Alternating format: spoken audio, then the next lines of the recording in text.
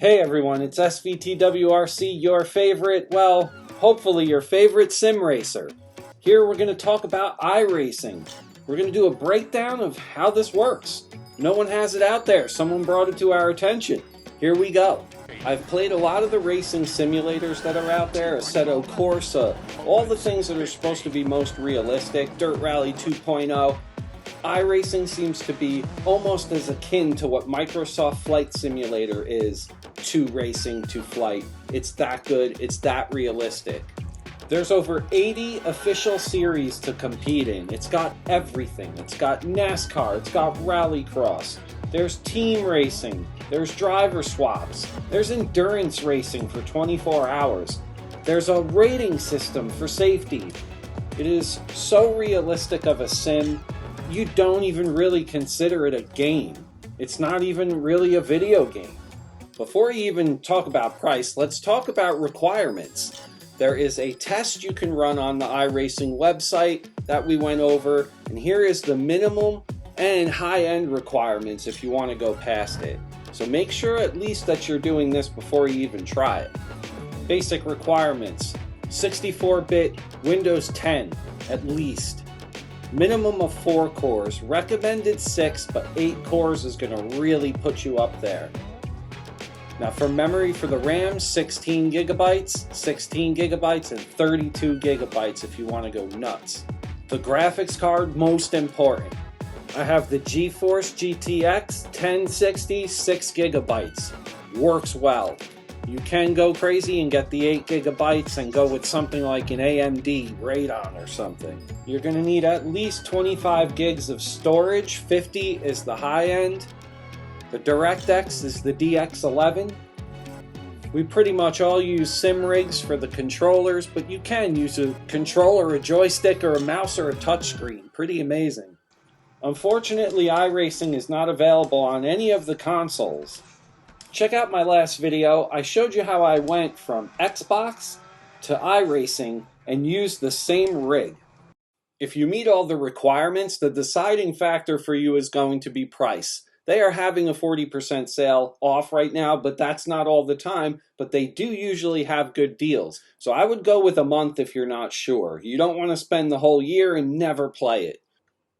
Just remember, you have a reoccurring payment. So at the end of that month, if you don't like it, you're going to have to go back on and stop that reoccurring payment. So usually the first time you get into iRacing, you're going to go to this members website first. This is before you go to the UI. The UI is pretty much the same thing. It's just a complete different format of how to do this. Now the first thing you're going to do is come down to this main page here, scroll down. This is going to be your simulator. Right now, as of spring 2023, these are the free cars you're going to get. You get a Toyota GR86, the Formula V, a V-Dub Bug. Basically what they're doing here is setting you up so you have a good starting point as a rookie to enter most of the series. There is 3 pages of free tracks that they give you. Now remember, some of these tracks, as you see, Lime Rock Park is 2008. So they have different variations of that track that you might have to purchase later on in order to race in the certain series that you want to. That's where these hidden costs come in, are extra tracks and extra cars. That plus the price of the subscription for every month, if you want to pay for the year, that's where all these costs are going to go. Next, we can get a little into the rating system and what these 4 blocks mean right here. Right here, you're going to have a road oval, a road course, a dirt oval, and a dirt road course. The first letter that you see is R, as in rookie, and that goes from rookie to D class to C class to B class to A class, and then 2 style of pro classes after that. After the letter is going to be a set of numbers with a decimal point. That is your safety rating, just like in real racing. You're going to get safety depending on incidents that occur, how many spin outs, if you lose control. All those different things are going to account to that, and it's going to hurt you. And it makes everyone else kind of check up too, because you don't want to be crashing into people and running people out if you want to advance, because that's going to hurt you in the end. Remember, it is racing. Rubbing is racing. But that's going to hurt you in a situation like this where we're dealing with safety points. Something may not be your fault, but you're still going to get an incident for it. Just watch out for that. Once you receive an iRating for each class, that number will be after the safety rating. And that rating depends on how well you do in the races. If you come in podiums all the time, you're going to have a greater number.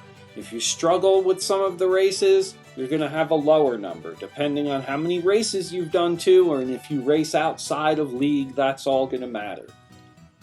To start out on the taskbar here, you've got home, you've got find official races.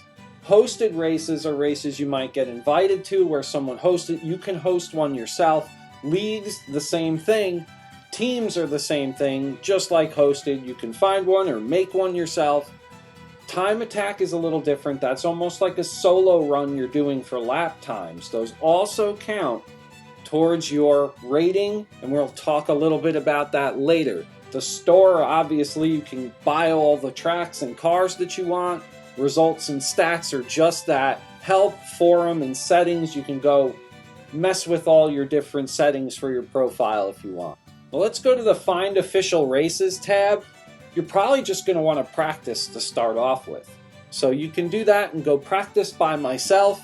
You can go to the popular races and practices, official races if you want to go get started, and the hosted races if you've been invited by someone. Just like a professional driver, you're going to get a safety rating after each race. That is your incident count, and it usually goes by 2 to 4 points depending on the incident. And you can only get 17 incidents within a practice session or you will be disqualified. Now you have to watch out in the rookie races especially, not because people are trying to crash you out. It's because in rookie class, you're going to have inexperienced people like myself a month ago or 2 months ago who are trying to learn how to control their cars, race their cars safely in a rallycross situation when you're sideways on dirt trying to drift the car and you're 3 wide in the corner. You want to make sure that no one contacts each other or else your safety rating will suffer. There's also a downside of that where sometimes the algorithm may be a little unforgiving, where it may not be your fault, but you're still going to get that incident rating because someone hit you. You didn't hit someone. So you really have to watch out for that and just play the races correctly. If you have to lay back on a race, let all the crashes happen, and then weave through the traffic, that's another good strategy for starting rookie races. So here's a great way to see how to advance in your class. Click on your rating, scroll down, and this will tell you in each discipline what you need here in order to advance. You can see here, I have 2 races out of 2 races. So this is good. I just have to get the safety rating up. And then 0 out of 4 time trials if I couldn't meet those races. Now sometimes you won't be able to meet those races because sometimes it gets lonelier when you start getting into the early morning races. Sometimes times of day have to do with it. You might not have enough people. You need 4 people in the race for it to count. That's where time trials come in. If you want to advance and you can't get anyone to really race and you're not meeting those quotas, you can do time trials. So right now we're in A. So we put on A, and you can see here that I can race in the rookie races. I can race in everything that's below me. First thing when you get to the UI, you're going to see these tours. These tours are going to tell you all about the informational buttons and whatnot. You can see here you're going to have a series list. Now this series list you're going to be able to tailor to what you want. Right now I've had it on all the dirt road ones. So if you want to do more than that, you can go up to these tabs up here. You can see dirt road, you could do all series. This will show you all the series, even the ones you can't drive in. And then up here you can see if this has this little cart here, you're going to have to purchase that track.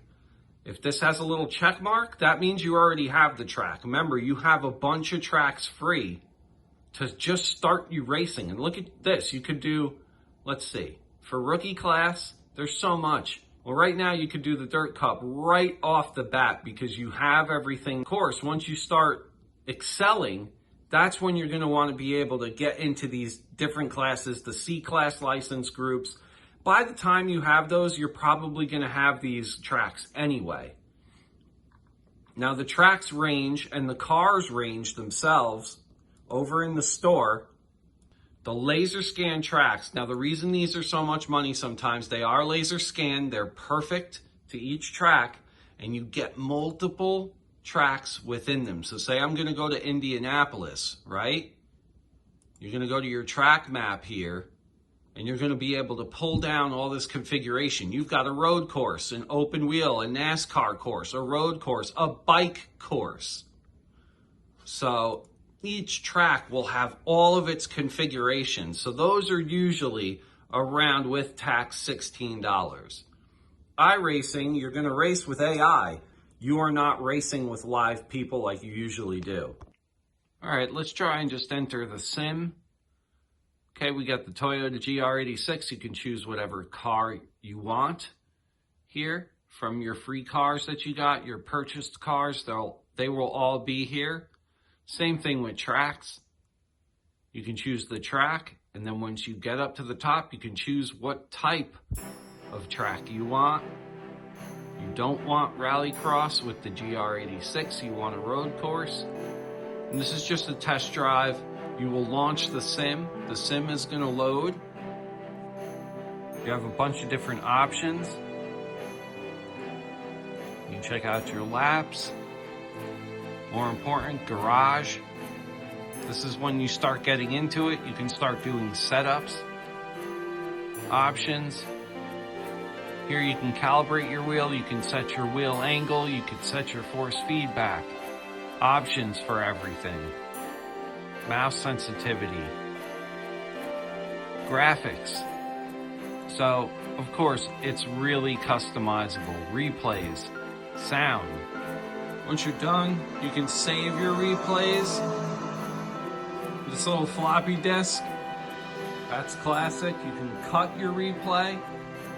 All those different things, very customizable.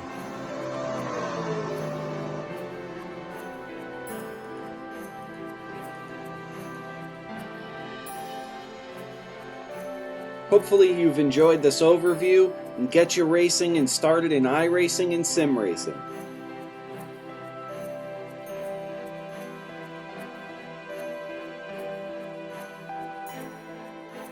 It'd be great if you subscribe for more content that's coming in the future.